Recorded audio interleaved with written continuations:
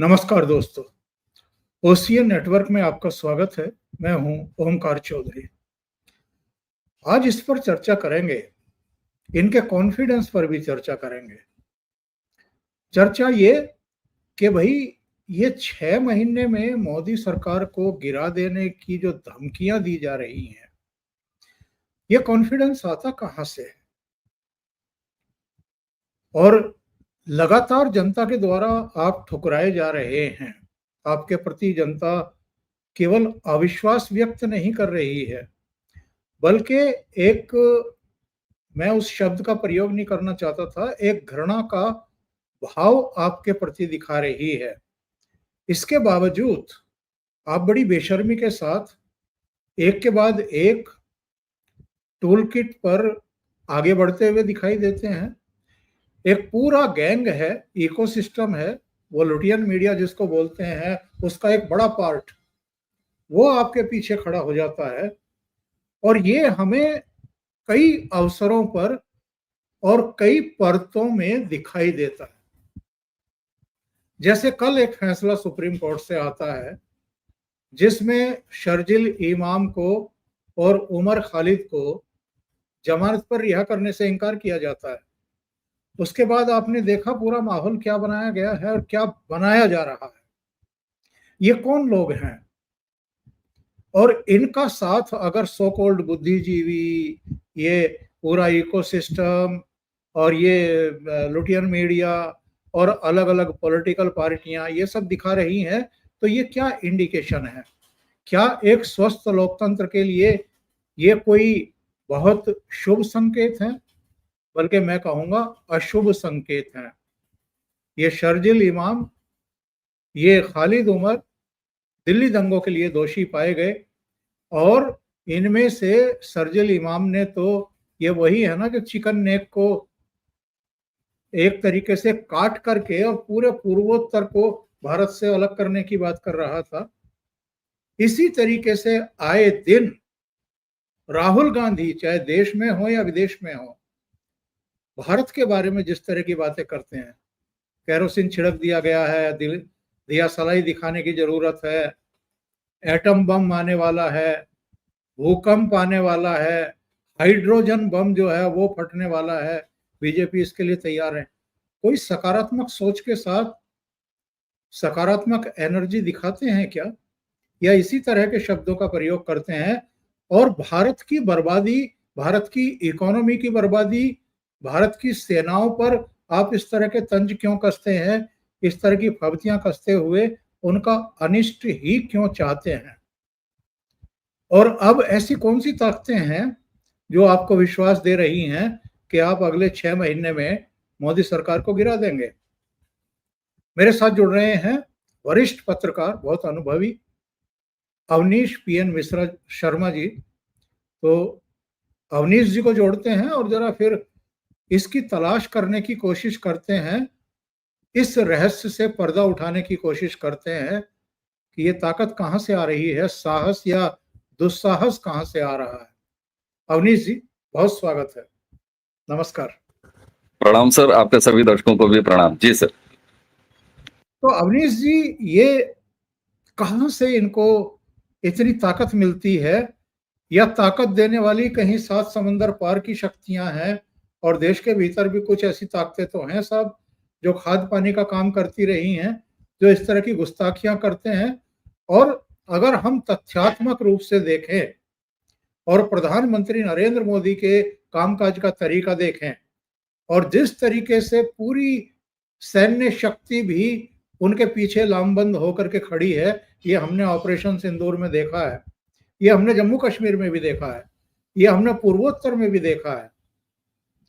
ऐसे में इस तरह की घोषणाएं करना, मीडिया में चर्चा शुरू करवाना, इसके पीछे की मनोवृत्ति क्या है? और जो मैंने सवाल उठाया, इसका स्रोत क्या है, इस ताकत का, इस दुस्साहस का? बिल्कुल सर। सर, मैं दर्शकों के सामने एक एंगल ऐसा रखूंगा कि वो चौंकाएगा लोगों को, और लोग कहेंगे कि यहां से कैसे शक्ति आ सकती है। दरअसल सर, ये हार से निकली हुई शक्ति है। राहुल राहुल का इकोसिस्टम, उनके देशी मास्टर्स और उनके विदेशी मास्टर्स, इन सब की जो संयुक्त हार हो रही है भारत के लोकतंत्र में, और ये हार नरेंद्र मोदी से नहीं हो रही है, ये हार किसी जेपी नड्डा या अमित शाह की भारतीय जनता पार्टी मात्र से नहीं हो रही है, ये भारत के लोकतंत्र से ये हार रहे हैं 2014 से लगातार। केंद्र की अगर बात कर लें तो और राज्यों में भी। दरअसल ये सारा शक्ति का स्रोत इसी हार की जमीन से उपजा है। ये बात लोगों को चौंकाएगी कि भैया जीत से शक्ति आती है, ये हार से कैसे शक्ति आ सकती है? आती है सर, यहां आ रही है, मैं बताऊंगा। कई बार मैंने बड़ी विनम्रता पूर्वक और पूरी गंभीरता से ये बात कही है कि राहुल का इकोसिस्टम, इनके देशी और विदेशी मास्टर्स इस बात से पूरी तरह अब उनको समझ में आ गई है, ये मानते हैं कि कम से कम नरेंद्र मोदी को और आज की भारतीय जनता पार्टी के नेतृत्व को वो लोकतंत्र के मैदान में बूथ पर जाके जनता के वोटों से हरा नहीं सकते। That's it. अब जब जनता के वोटों से वो हार नहीं हो सकती नरेंद्र मोदी की, तो फिर कैसे इस चीज को आगे बढ़ाया जाए? तो आगे एक ही तरीके से बढ़ाया जा सकता है, आप देश में बांग्लादेश जैसी स्थिति उत्पन्न करिए। और सिर्फ बांग्लादेश ही क्यों, आज इंडोनेशिया में क्या हो रहा है सर, एक पूरा पैटर्न है जो वैश्विक पैटर्न है। मैं केवल उदाहरण के लिए कह रहा हूं, मैं कोई पाकिस्तान का बहुत खारख्वाह नहीं हूं, लेकिन पाकिस्तान में भी आप देख लीजिए, इमरान खान वो इलेक्टेड प्राइम मिनिस्टर, लेकिन उसको अपदस्थ किया, शेख हसीना को अपदस्थ किया, और ठीक यही स्थिति चल रही है इंडोनेशिया में। उससे पहले और उदाहरण है, ये उदाहरण अगर बहुत पीछे चले जाएंगे तो इराक से शुरू होता है। इस चीज को हम किनारे रख देते हैं कि कौन अच्छा था कौन बुरा था, हम इस पे जाते ही नहीं। लेकिन ये सारी घटनाएं इस बात को स्थापित करती हैं कि समय समय पर विश्व में इस तरह की एक्टिविटी फॉरेन ताकतों ने किया है जो उस देश से ताल्लुक नहीं रखती। और इसके लिए सर आप मुझे ये बताएं, नरेंद्र मोदी की सत्ता यहां पर अगर आपको गिरानी है तो ऐसा तो है नहीं कि कोई विदेशी आएगा और वहां पर गिरा देगा, यानी यहां आपको एक मोहरा लेना है। भारत में नई राजनीति के नाम पर एक व्यक्ति अरविंद केजरीवाल और उसकी पूरी पार्टी उभरती है। जरा उसके उभरने का समय काल देखिए, ये वही समय काल था जिस समय इमरान खान उभरा पाकिस्तान में, जेलेंस्की यूक्रेन में, लगभग एक ही समय पर। और उसके बाद आप यूक्रेन की स्थिति देख लीजिए, उसके बाद आप पाकिस्तान की स्थिति देख लीजिए। दरअसल ये प्लान एक पहले का तैयार किया हुआ प्लान है। पहले अरविंद केजरीवाल पर बाजी लगाई गई, अरविंद केजरीवाल की ग्रूमिंग बीच रास्ते में आप कहिए निराश होने के बाद, छोड़ने के पश्चात फिर जैसे होता है कि कंट्री मैनेजर कोई मल्टीनेशनल पार्टी किसी कंट्री में तैनात करती है, तो आज की तारीख में ऐसी शक्तियों के कंट्री मैनेजर राहुल गांधी हैं। और अब इस शब्द से बचना नहीं चाहिए, ये साफ तौर पर कहना चाहिए कि डीप स्टेट के एजेंट हैं, दलाल हैं राहुल गांधी और उनका पूरा इकोसिस्टम। आप सोचिए सर, आपने अपने इंट्रो में कहा कि इतनी बार आपको पटक पटक के भारत के लोकतंत्र में जनता के मताधिकारों ने धोया है। आप ऐसे गिरोहबाज कंटेंट क्रिएटर्स को देख लीजिए, आप ऐसे सो कॉल्ड चुनावी विश्लेषकों को देख लीजिए, आप ऐसे नरेटिव गढ़ने वालों को देख लीजिए जो हर 3 महीने में योगी आदित्यनाथ की सरकार गिराना की घोषणा कर देते हैं, हर 6 महीने में नरेंद्र मोदी को कहते हैं कि वो सरकार से बाहर चले जाएंगे, उनकी सरकार गिर जाएगी। लेकिन उसके बाद भी चाहे सोशल मीडिया हो, चाहे इनके अपने मंच हो, चाहे टीवी पर ये जहां भी पैनलों में जगह पाते हैं, ये उसी नरेटिव को दोहराते रहते हैं। सर आप मुझे ये बताइए कि ये शक्ति किसी व्यक्ति से या किसी विचारधारा से तो नहीं आ सकती कि आप बार बार असफल हो रहे हैं, बार बार गलत साबित हो रहे हैं, उसके बाद भी बेहया से बेहया व्यक्ति भी होगा सर, इस चीज को रिपीट करने से डरेगा। या फिर हिचकेगा और नहीं करना चाहेगा। लेकिन सर अगर कोई नौकरी बजा रहा हो, कोई अगर सुपारी जर्नलिज्म कर रहा हो, सुपारी केवल किलिंग नहीं होती, अगर कोई सुपारी जर्नलिज्म कर रहा हो, अगर कोई नौकरी बजा रहा हो, तो निश्चित तौर पर वो अपना काम करेगा, वो अपनी नौकरी करेगा। तो राहुल का इकोसिस्टम जिसकी वजह से इस तरह का माहौल बनाया जाता है, जैसा आपने कहा, वो अपनी नौकरी कर रहा है, राहुल अपने असाइनमेंट पर काम कर रहे हैं और इस तरीके से ये बार बार इस चीज को रिपीट करते हैं। यही इनकी मुख्य शक्ति है सर। और यही शक्ति उसी टीम के एक व्यक्ति खड़गे कहते हैं 6 महीने में नहीं होगा, नरेंद्र मोदी की सत्ता चली जाएगी। राहुल गांधी कहते हैं कि नरेंद्र मोदी आगे दौड़ेंगे और जनता इन्हें डंडों से मारेगी, इनकी पिटाई करेगी। अब सर आपने अगर ध्यान दिया हो तो जैसे ही ये सो कॉल्ड वोट चोरी का चूरन ये बिहार में बेचने निकले हैं, वैसे ही सोशल मीडिया में इनके तमाम इकोसिस्टम सर एआई से जनरेट करके इस तरह की तस्वीरें शेयर की गई। मैं नाम क्या लूं, बड़े बड़े हैंडल्स हैं जिसमें मोदी जी को दिखाया गया वो भाग रहे हैं और पीछे जनता दौड़ा रही है उन्हें। तो ये एक तैयार फार्मूला है और डीप स्टेट के एजेंट राहुल गांधी इस चीज को न सिर्फ ओन कर रहे हैं बल्कि इस पर लगातार काम कर रहे हैं और ये शक्ति वहीं से आ रही है क्योंकि इन्हें पता है। अच्छा सर, अगर सरकार नरेंद्र मोदी की गिरानी है तो बड़ी ईमानदारी से तीसरी बार मेहनत की जा सकती है, चौथी बार 29 के चुनाव के लिए मुद्दे गढ़े जा सकते हैं और उन मुद्दों पर गंभीरता से एक आख्यान स्थापित किया जा सकता है। ये भी तो किया जा सकता है सर, लेकिन ये ऐसा क्यों नहीं कर रहा है? ये क्यों मिड टर्म में सरकार गिरा देने की बात कर रहा है? ये क्यों नहीं 2029 के लोकसभा चुनाव की प्रतीक्षा कर रहा है? क्यों? क्योंकि इन्हें दृढ़ता से ये बात पता है कि 29 का चुनाव आएगा तब तो हम फिर एक बार हार जाएंगे और हम इन्हें चुनाव में नहीं हरा सकते। बड़ी साफ सी बात है। इसलिए चुनाव आयोग की विश्वसनीयता को खतरे में डाल दो।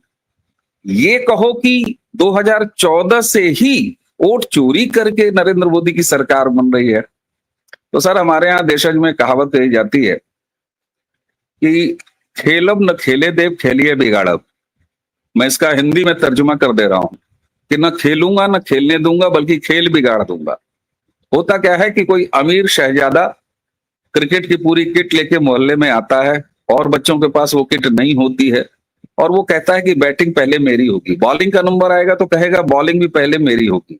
अगर उसको मना किया जाएगा तो वो सारा बैट, क्रिकेट के सारे सामान और विकेट वगैरह उठाएगा और लेके अपने घर चला जाएगा। राहुल गांधी की यही स्थिति है।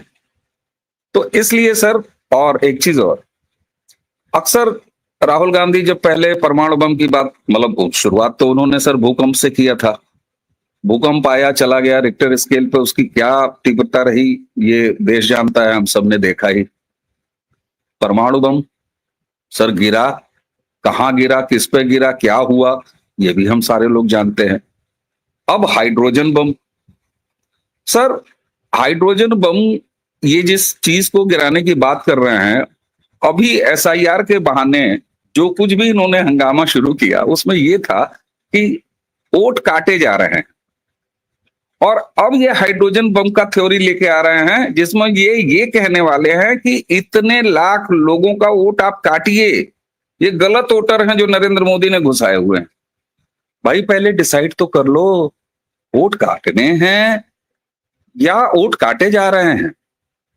तो सर ये बार बार का प्रयास है और जब सारे लोग नौकरी बजा रहे हो, सारा एक असाइनमेंट पर काम किया जा रहा हो, तो फिर उसकी शक्ति वहां से आती है जो उनको हाँक रहे होते हैं।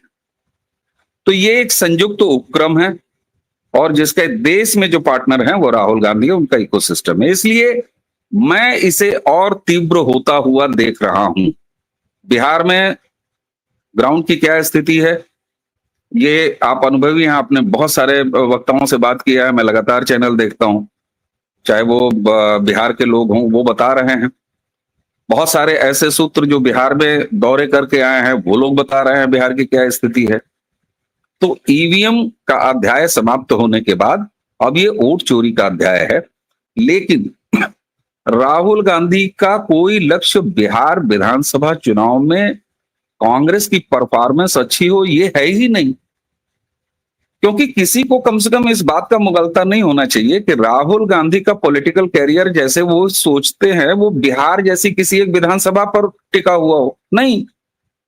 वो तो जन्मना इस देश के प्रधानमंत्री है ना, लेकिन वो बिहार को ऐसे प्रयोग की धरती बनाना चाह रहे हैं और वो उन्होंने बना दिया है। मैंने पिछली बातचीत में आपसे कहा था, इन्होंने मुस्लिम और क्रिश्चियन वोट बैंक का एक नया फार्मूला तैयार करने का भी प्रयास किया। जी बात हाँ, सिर्फ इतनी नहीं थी कि स्टालिन जैसे लोग, चन्नी जैसे लोग, खुद प्रियंका वाड्रा, तेजस्वी जिनकी पत्नी ईसाई हैं, राहुल गांधी जो खुद एक प्रैक्टिसिंग क्रिश्चियन है, ये सारे एक मंच पर खड़े थे। तो क्या सर इनको नहीं पता था कि ये स्टालिन बिहारियों के लिए इतनी गलत बातें कहते हैं? चन्नी ने क्या कहा था, प्रियंका हंस रही थी, ये उन्हें भी तो पता है सर। उसके बाद भी वो मंच सजाना, उस मंच पर इन सारे लोगों को लाना, ये क्रिश्चियन और मुसलमान वोट बैंक एक नया कॉम्बिनेशन तैयार करना था। इसके लिए राहुल गांधी ने बिहार की धरती को चुना। और तेजस्वी क्यों ये मान गए? क्योंकि तेजस्वी के घर भी क्रॉस का आगमन हो चुका है, ईसाइयत का आगमन हो चुका है। तो ये वो क्रिश्चियनिटी का एक रिश्ता था। इसके बाद अभी अगले हिस्से में बातचीत होगी तो मैं आपको ये बताऊंगा कि क्यों तेजस्वी ने नंबर 2 की हैसियत कम से कम इस वोटर जागरण, सो कॉल्ड वोटर जगाओ यात्रा में क्यों स्वीकार किया, क्यों राहुल को इस पूरी महफिल का दूल्हा बनने दिया, और यहां तक इस कीमत पर बनने दिया कि आज तेजस्वी महाघाटे में है और उनको बहुत तगड़ा नुकसान हुआ है। इसकी क्या वजह है, इस पर हम आगे बात करेंगे सर।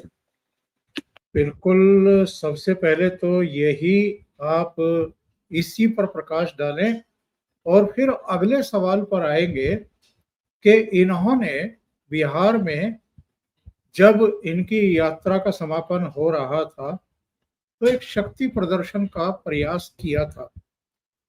आपको ध्यान होगा अवनीश जी, चीज़ों को बहुत माइन्यूटली आप ऑब्जर्व करते हैं। जब इनकी भारत जोड़ो तोड़ो यात्रा 1 का समापन था श्रीनगर में, तब भी इन्होंने इंडिया अलायंस के सभी घटक दलों के बड़े नेताओं को बुलाया था और 1-2 को छोड़ करके कोई नहीं पहुंचा था। इस बार बिहार में भी जब ये समापन कर रहे थे, इन्होंने कोशिश की थी, ममता बनर्जी, शरद पवार, तमाम दूसरे बड़े नेता जो है वहां हाजिरी लगाएं, लेकिन सबको पता है कि उनके हाजिरी लगाने का मतलब क्या है। राहुल गांधी की लीडरशिप को मान लेना। इंडिया अलायंस में ऐसे बहुत सारे लोग हैं जो बिल्कुल राहुल गांधी को नेता के तौर पर मानने, स्वीकार करने को तैयार ही नहीं है और अतीत में वो हस्त्र देख चुके हैं। 2017 में भी तो 2 लड़के घूम रहे थे उत्तर प्रदेश में।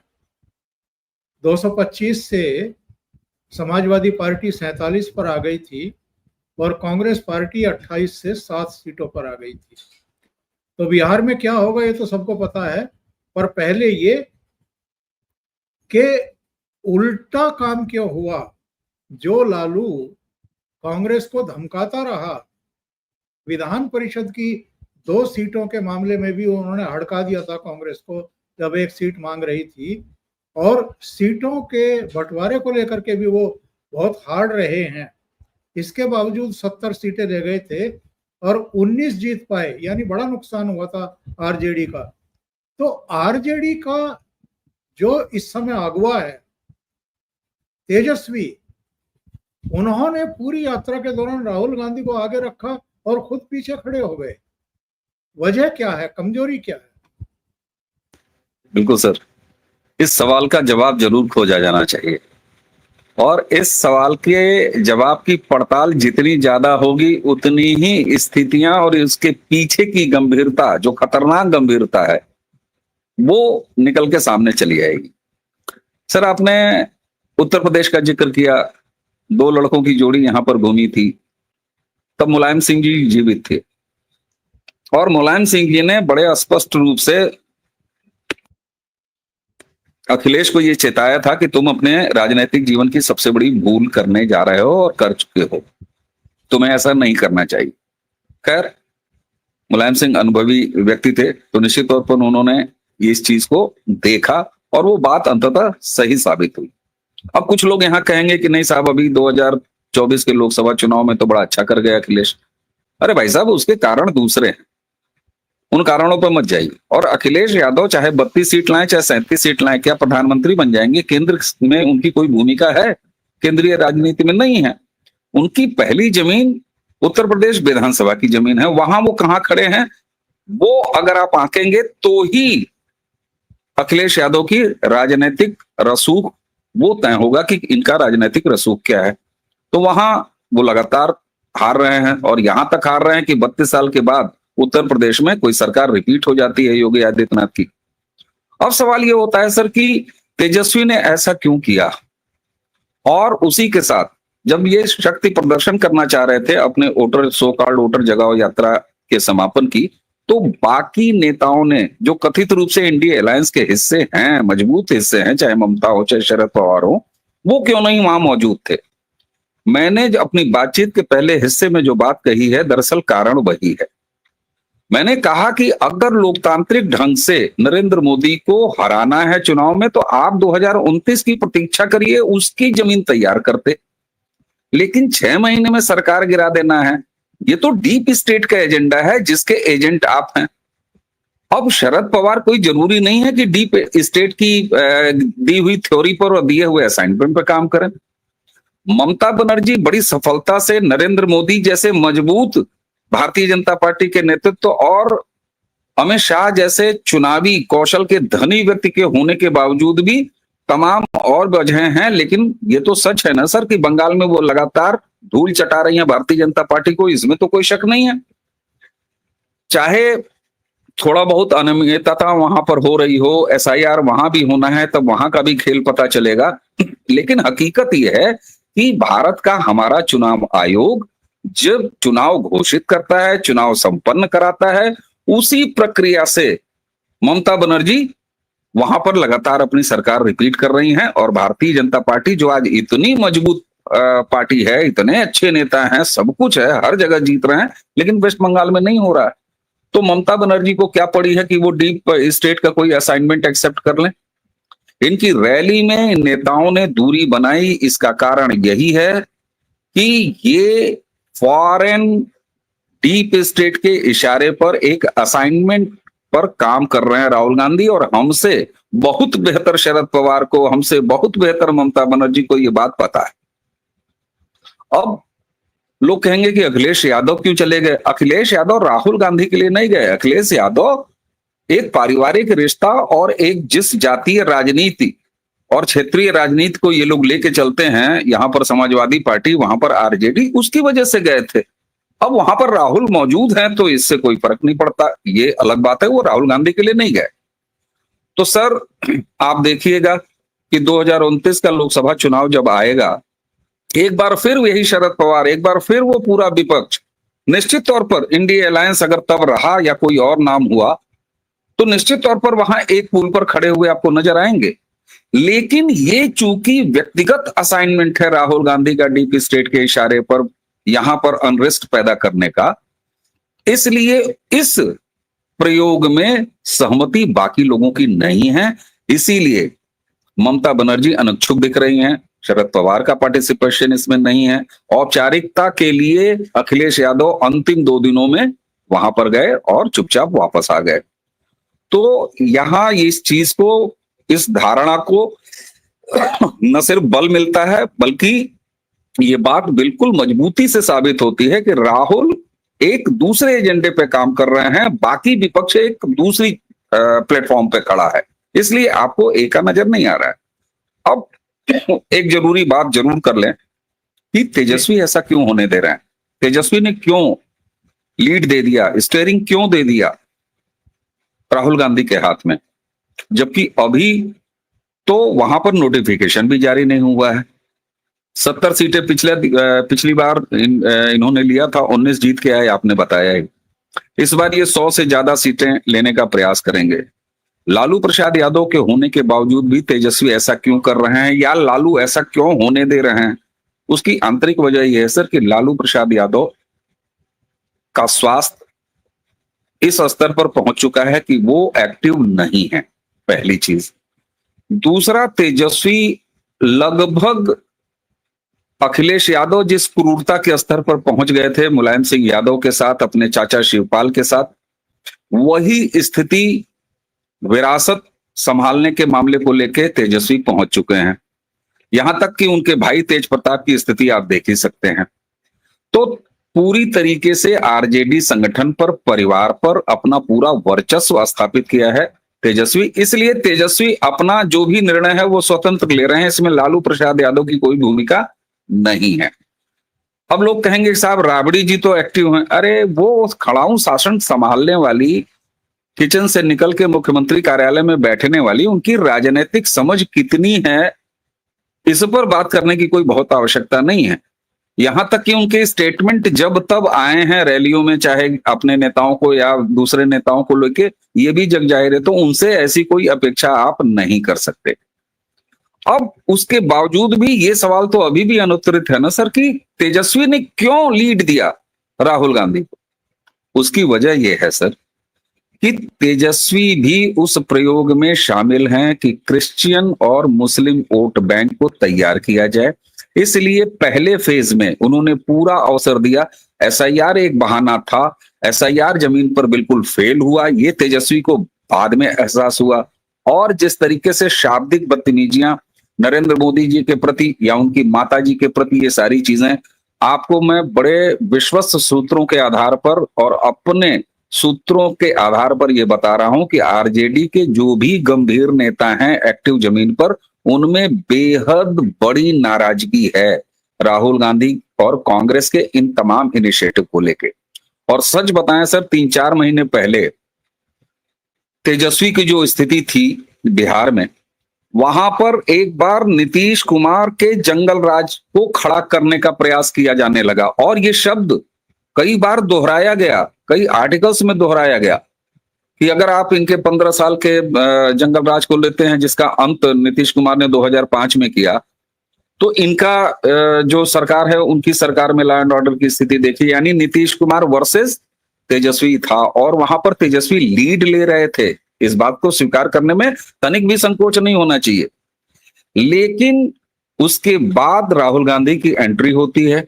एसआईआर को वो वोट चोरी के व्यापक राष्ट्रव्यापी मुद्दा बनाना चाहते हैं। वो ऐसे तरीके से काम करना चाहते हैं कि बिहार वो प्रयोगशाला बने जहां पर वो एक लैब टेस्ट करें और टेस्ट करने के बाद पूरी देश को, पूरी दुनिया को वो बताएं कि भारत में वोट चोरी हो रही है। क्यों सर? महाराष्ट्र चुनाव के नतीजों के बहुत दिन बाद वोट चोरी का इन्होंने फर्जी कॉन्सेप्ट रचा, वहां के डेटाज लिए, वो डेटा भी सीएसडीएस जैसे फर्जी ऑर्गेनाइजेशन से कैसे लिया वो सब जानते ही हैं हम लोग। लेकिन सर अब ये होते हुए दिखाना चाह रहे थे कि देखिए लाइव, मैंने कहा था ना महाराष्ट्र विधानसभा चुनाव के आपको रिजल्ट दिखाने के बाद मैंने कहा था कि ये रिगिंग करते हैं, ये वोट चोरी करते हैं। और बिहार में रिजल्ट जब आ जाए, रिजल्ट इन्हें भी पता है, इनके कार्यकर्ता को भी पता है, कांग्रेस की जमीन पर स्थिति शून्य है, वो 2 सीट पाने के लायक नहीं है। लेकिन फिर भी ये इलेक्शन रिजल्ट आने के तुरंत बाद कहना शुरू करेंगे, देखिए मैं तो कह ही रहा था वोट चोरी कर रहे हैं ये, और ये बिहार चुनाव में हो गया। तो ये प्रयोगशाला तैयार किया था। तेजस्वी को शुरू में लगा कि इससे मुझे लाभ होगा, लेकिन इस सो कॉल्ड यात्रा के बीच में, इस पूरी अराजकता के बीच में, जिसमें शाब्दिक अराजकता भी हुई, जिसमें हर तरह की अराजकता हुई, उस बीच में तेजस्वी को ये पता लग गया। लेकिन सर अब होता है ना कि बंद कमरे में मार खाए हैं और अपने ने ही मारा है तो फिर कराएं कैसे, कई बार ऐसी स्थितियां भी आती। तो तेजस्वी की स्थिति ये है, राहुल गांधी की एंट्री ने पूरे बिहार विधानसभा चुनाव को नरेंद्र मोदी वर्सेस ऑल बना दिया। वहां नीतीश कुमार की स्थिति ये है कि वो जब चुनाव के नजदीक पहुंच रहे हैं तो अपनी सरकार के वो तमाम काम वो लगातार कर रहे हैं। उन्होंने बिजली के मामले में किया है, उन्होंने 10,000 रुपए महिलाओं को देने की बात की है, बाद में वो उसको 2 लाख तक ले जाएंगे। तो नरेंद्र मोदी वर्सेस ऑल का इलेक्शन राहुल गांधी ने कर दिया और इससे तेजस्वी को बहुत बड़ा घाटा हो रहा है। और यकीन मानिए सर, अगर ऑल टाइम लो परफॉर्मेंस तेजस्वी की इस विधानसभा चुनाव में निकल के आ जाए तो कोई चौंकने की बात नहीं होनी चाहिए सर। अवनीश जी, ये भी कहा जा रहा है कि राहुल गांधी ने पहुंच करके सारा बेड़ा गर्क कर दिया आरजेडी का, क्योंकि करीब 2 महीने पहले अगर आप देखें तो वो करीब 1.5 महीने का 2 महीने का एक पीरियड गुजरा था जब लोग कहने लगे थे कि ये लालू के जंगल राज की बात करते हैं, इनके अपने टाइम में ही अस्पताल में घुस करके गैंगस्टर की हत्या की जा रही है। एक व्यवसायी की गांधी मैदान के पास ही रात्रि में जब वो घर पहुंचता है उसकी घर के बाहर हत्या कर दी जाती है। बिहार के अलग अलग हिस्सों में भी बहुत सारे मर्डर हो गए थे, कुछ अपहरण करने की कोशिशें हुई थी।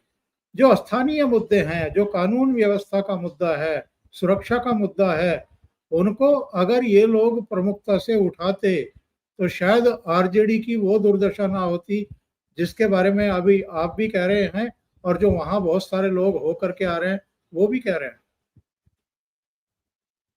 सर मैंने कहा तो आपको कि 3 महीने 4 महीने पहले तेजस्वी की बड़ी अच्छी स्थिति थी और 15 साल के जंगल राज लालू वाले के मुकाबले इनके लॉ एंड ऑर्डर पर बात होने लगी थी। ये बिल्कुल सही है, मैंने अभी कहा ये सारी चीजें हो रही थी सर।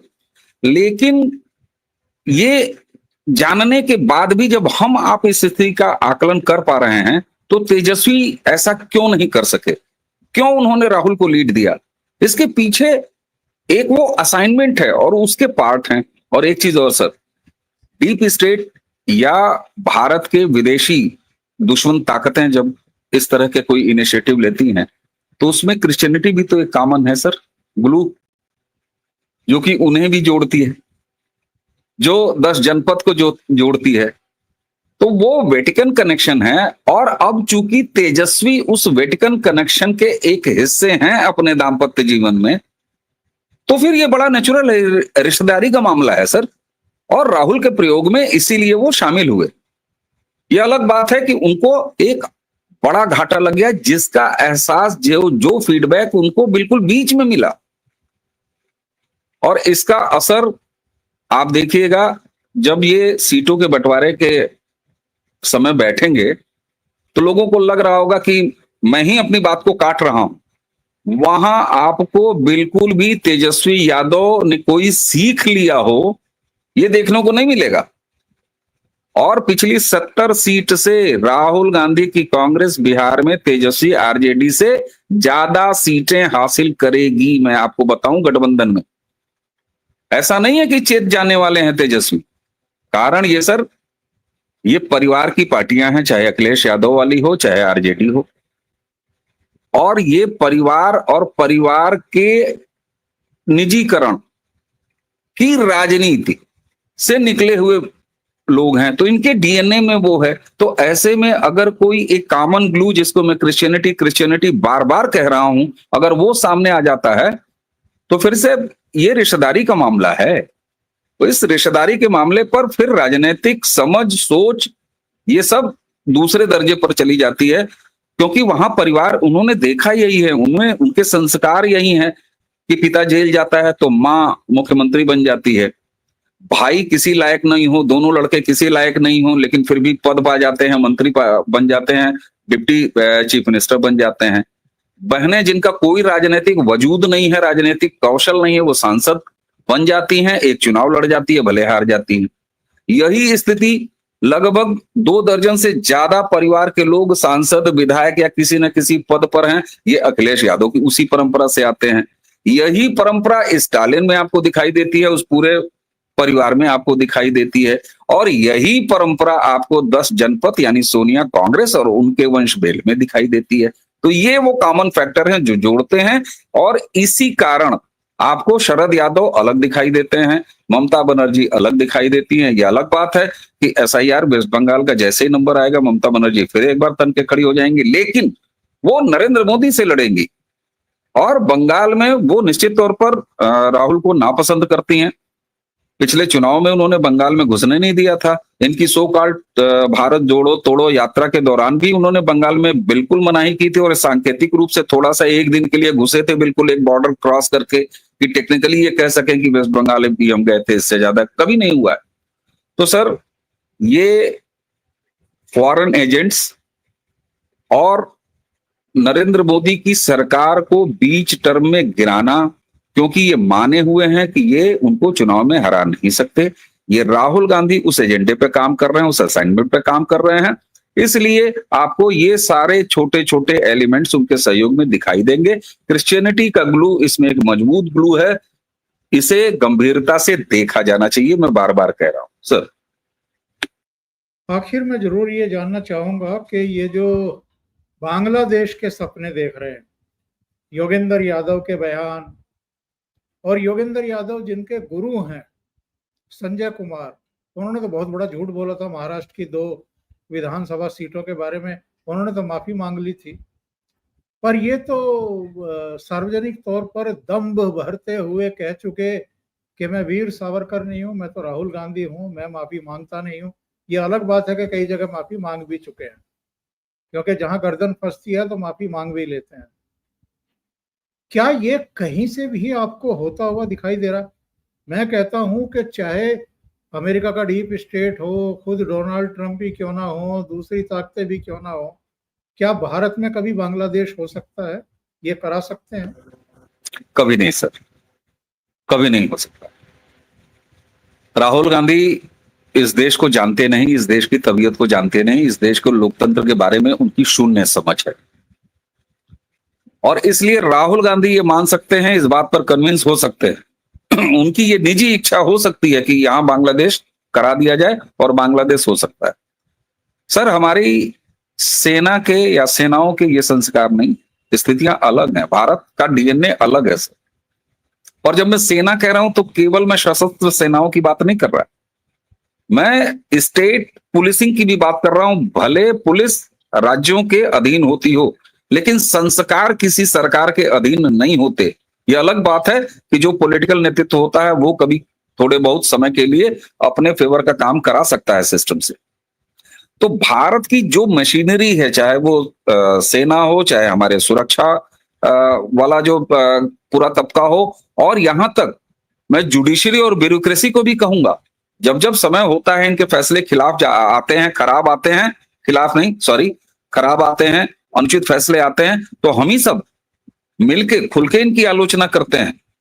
लेकिन हकीकत यह है कि आप चरित्र की जब बात करेंगे तो ना हमारी सेनाओं का यह चरित्र है, ना हमारी कोई भी राज्य हो, इससे फर्क नहीं पड़ता कि वहां पर भाजपा की सरकार हो या एनडीए की सरकार हो। मैं कहता हूं किसी भी प्रदेश की पुलिस का ये डीएनए, ये संस्कार नहीं है। किसी भी स्तर की जुडिशरी का ये संस्कार नहीं है। किसी भी स्तर की ब्यूरोक्रेसी, मतलब कार्यपालिका, न्यायपालिका, लोकतंत्र के जो 4 स्तंभ हैं, उनमें से इन स्तंभों का ये संस्कार नहीं है, ये डीएनए नहीं है। इसलिए भारत में बांग्लादेश जैसी स्थिति कभी नहीं हो सकती।